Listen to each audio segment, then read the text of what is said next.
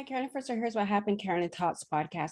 Thank you so much for making this story with Joseph, because it is the reality of missing and exploited and murdered Indigenous women is one that the media has not seen fit to give as much coverage as is needed. That's in America as well as in Canada, where I am.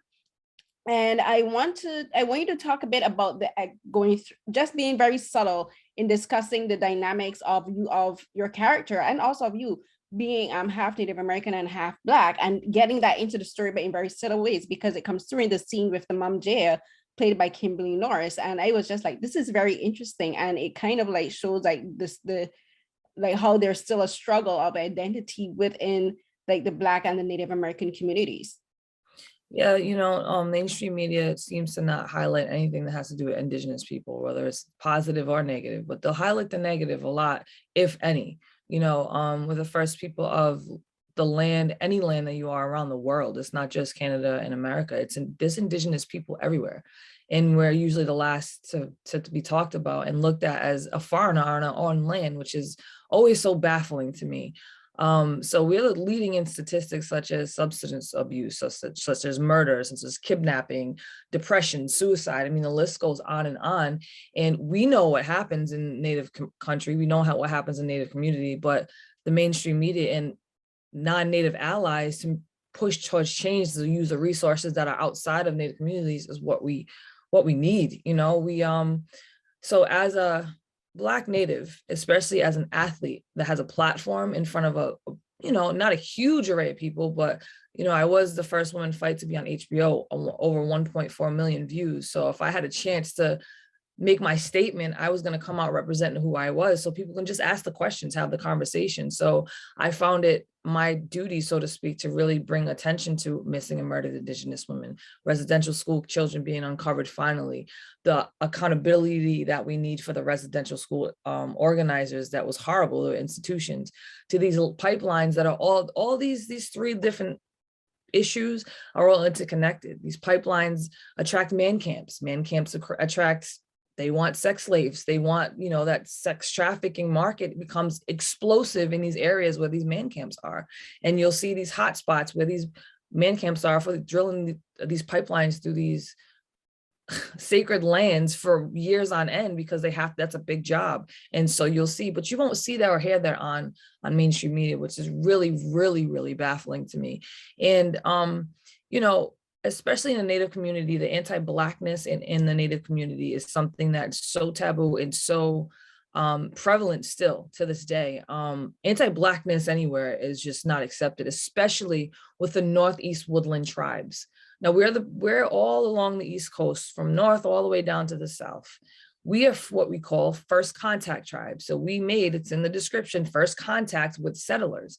So naturally, between the settlers coming to try to settle here and then other people trying to bring slaves that they captured in Africa here, you can only imagine the types of interracial mixing that we had going on.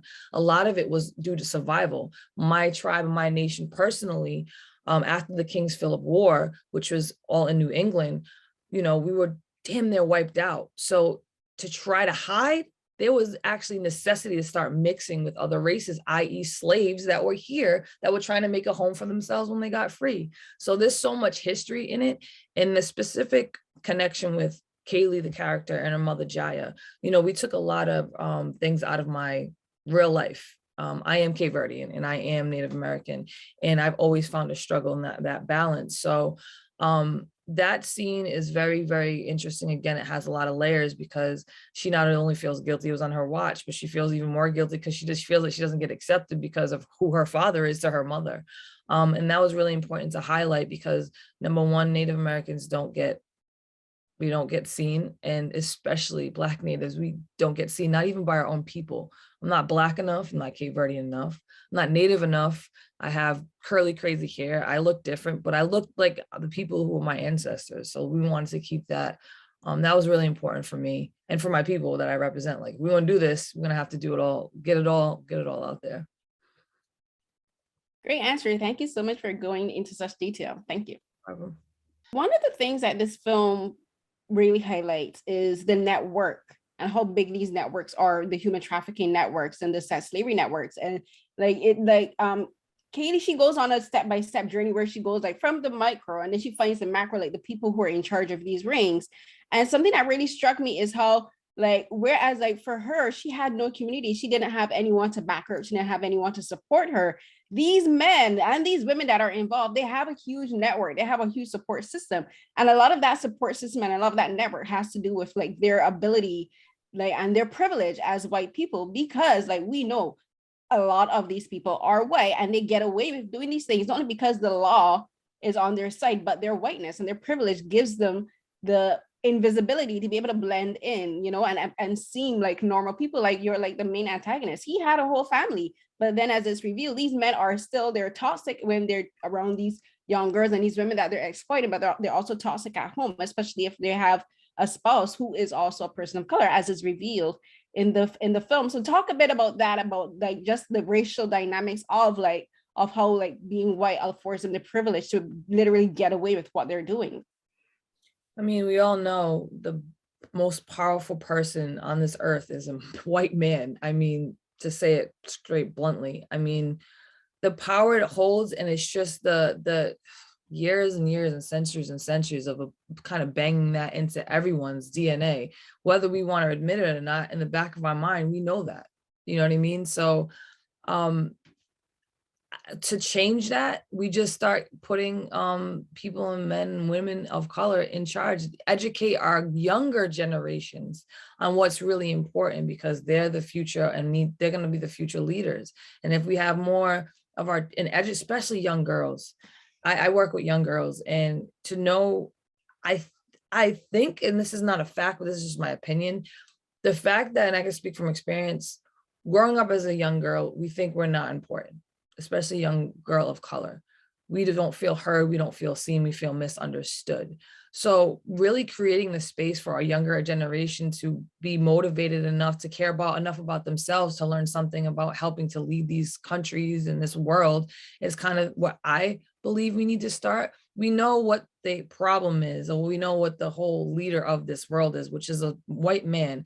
But behind that white man is a network, as you said, of so many moving parts.